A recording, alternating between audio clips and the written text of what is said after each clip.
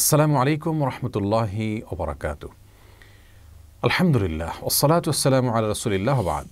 সুপ্রিয় দর্শক শ্রোতা ভাই বোন, ঈদের দিনের একটা চিরচেনা রূপ, একটা চিত্র হলো আমাদের সমাজে ছোট্ট বন্ধুরা, ছোট ছেলে মেয়েরা তারা বড়দের, গুরুজনদেরকে পা ছুঁয়ে সালাম করে থাকেন, কিছু হাদিয়া, কিছু উপঢৌকন, কিছু সালামি পাওয়ার উদ্দেশ্যে।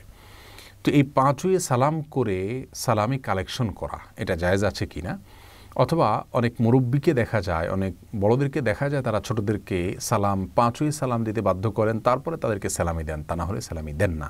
তো এই কাজটা কতটা সঠিক আমরা সে বিষয়ে কথা বলবো। প্রিয় দর্শক, ইসলামে সালাম বলতে যে পরিভাষার কথা বলা হয়েছে, কোরআনে কারিমে রয়েছে পরিভাষার কথা এবং হাদিসেও রয়েছে।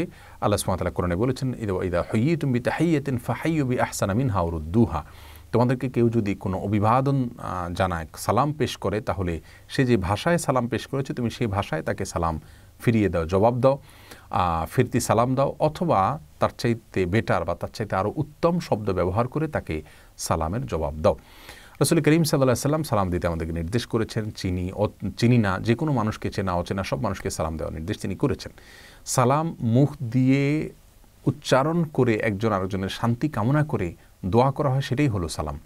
পা ছুঁয়ে সালাম করার মতো কোনো ধারণা ইসলাম আমাদেরকে দেয়নি, যার কারণে পা ছুঁয়ে যে কাজটা করি এটাকে আসলে সালাম বলাটাই সঠিক নয়, এটা কোনো সালামই নয়।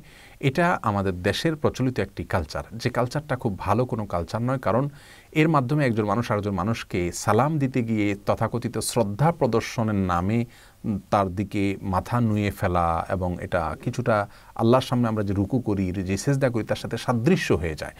তো কোনো মানুষকে সম্মান দেখাতে গিয়ে আল্লাহর জন্য আমরা যেভাবে সম্মান নিবেদন করি সেইভাবে সম্মান নিবেদন করা, এটা আমাদের তাওহীদের সঙ্গে যায় না। সেই জায়গা থেকে পা ছুঁয়ে সালাম দেওয়া এটা সুন্নাহ বিরোধী কাজ, এটা অনুত্তম কাজ, এটা ভুল কাজ, এটা শিরকের সাথে সাদৃশ্যপূর্ণ কাজ। আমি শিরক সরাসরি বলছি না, শিরকের সাথে সাদৃশ্যপূর্ণ কাজ, বিধায় এটা আমাদের পরিহার করা উচিত।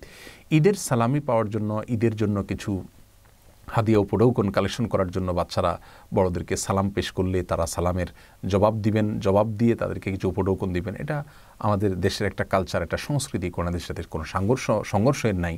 এটা হতে পারে, কিন্তু পা ছুঁয়ে সালাম করতে হবে, তারপরে দিতে হবে, এই জায়গাটা থেকে আমাদের বেরিয়ে আসা উচিত। বরং মুখে আসসালামু আলাইকুম রহমতুল্লাহ বললো, আমি ওয়ালাইকুম আসসালাম রহমতুল্লাহ বললাম, হাসি মুখে তাকে কিছু উপহার দিলাম, কিছু হাদিয়া পেশ করলাম, এটা হওয়া উচিত।